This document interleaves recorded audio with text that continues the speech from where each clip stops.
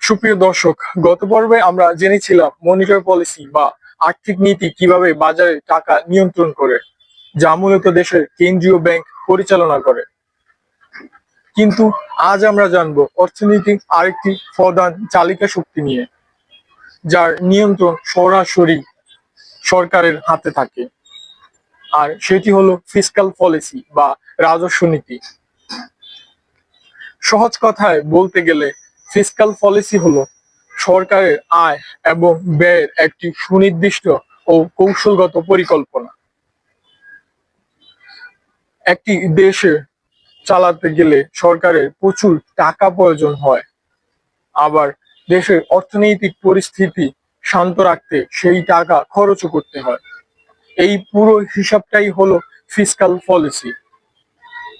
সরকার মূলত দুটি প্রধান হাতিয়ার বা টুলস এর মাধ্যমে এই ফিসক্যাল পলিসি বা রাজস্ব নীতি বাজারে ব্যবহার করে থাকে।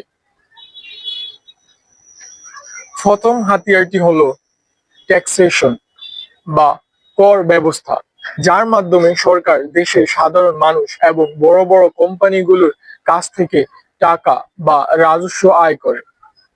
আর দ্বিতীয় হাতিয়ারটি হলো গভর্নমেন্ট সেফটি বা সরকারি ব্যয়, যার মাধ্যমে সরকার বাজেট তৈরি করে দেশের উন্নয়নমূলক কাজের জন্য খরচ করে। এখন প্রশ্ন হলো, সরকার এই দুইটি হাতিয়ার বাজারে কিভাবে এবং কেন ব্যবহার করে? অর্থনীতিতে মূলত দুটি ভিন্ন পরিস্থিতিতে সরকার দুই ধরনের ফিসক্যাল পলিসি নিয়ে আসে। প্রথম পরিস্থিতিটি হলো যখন দেশে চরম অর্থনৈতিক মন্দা বা রিসেশন দেখা দেয়, অর্থাৎ বাজারে ব্যবসা বাণিজ্য বন্ধ হয়ে যায় এবং মানুষের চাকরি চলে যায়। এমন সময় সরকার বাজারে টাকা ছাড়ার জন্য এক্সপানশনারি ফিসক্যাল পলিসি বা সম্প্রসারমূলক রাজস্ব নীতি ব্যবহার করে। এই নীতিতে সরকার প্রথমেই মানুষের উপর থেকে ট্যাক্স বা করের বোঝা অনেক কমিয়ে দেয়, যাতে সাধারণ মানুষ এবং ব্যবসায়ীদের পকেটে বাড়তি টাকা জমে থাকে। ট্যাক্স কমলে মানুষ সেই বেঁচে যাওয়া টাকা দিয়ে বাজারে গিয়ে কেনাকাটা শুরু করে, ফলে পণ্যের চাহিদা বাড়ে এবং কোম্পানিগুলো আবার সচল হয়। একই সাথে সরকার নিজের থেকে বড় বড় প্রজেক্ট যেমন রাস্তাঘাট, ব্রিজ, স্কুল বা হাসপাতাল তৈরিতে বিপুল পরিমাণ টাকা খরচ বা গভর্নমেন্ট স্পেন্ডিং শুরু করে। এর ফলে লাখ লাখ মানুষের কর্মসংস্থান বা চাকরি তৈরি হয়, বেকারত্ব কমে এবং মানুষের পকেটে সরাসরি বেতন বা মজুরির টাকা পৌঁছাতে শুরু করে।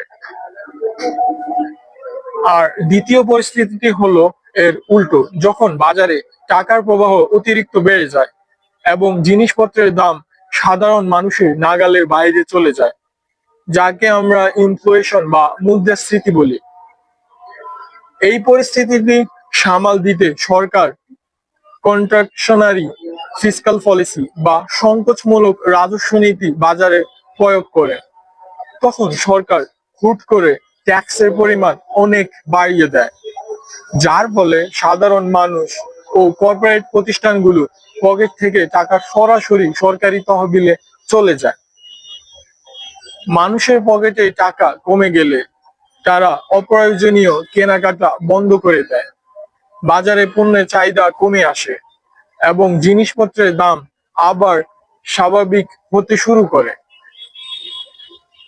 এর পাশাপাশি সরকার তার নিজস্ব মেগা প্রজেক্ট এবং অপ্রয়োজনীয় সরকারি খরচগুলো সাময়িকভাবে কমিয়ে দেয় বা বন্ধ রাখে, যাতে বাজারে নতুন করে কোনো টাকা না ঢুকে। এই পুরো প্রক্রিয়াটি কিন্তু আমাদের প্রতিদিনের জীবনযাত্রা, ট্যাক্সের হার এবং দেশের সামগ্রিক জিডিপি বৃদ্ধির উপর সরাসরি প্রভাব ফেলে। তাই বলা যায়, মনিটারি পলিসি যদি হয় অর্থনীতির এক হাত, তবে ফিসক্যাল পলিসি হলো অর্থনীতির অন্য হাত। আর এই দুই হাতের নিখুঁত ভারসাম্য একটি দেশের অর্থনৈতিক শক্তিশালী করে তোলে। আশা করি আজকের এই সহজ আলোচনা থেকে আপনারা খুব পরিষ্কারভাবে বুঝতে পেরেছেন ফিসক্যাল পলিসি কি এবং সরকার কিভাবে এটিকে দেশের কল্যাণে ব্যবহার করে। এতক্ষণ ধরে এই গুরুত্বপূর্ণ অর্থনৈতিক বিষয়টি মনোযোগ দিয়ে শোনার জন্য আপনাদের সবাইকে আন্তরিক ধন্যবাদ। সবাই ভালো থাকবেন, সুস্থ থাকবেন এবং দেশের অর্থনৈতিক ও বাজেটের সম্পর্কে সব সময় সচেতন থাকবেন। ধন্যবাদ এতক্ষণ আমাদের সঙ্গে থাকার জন্য।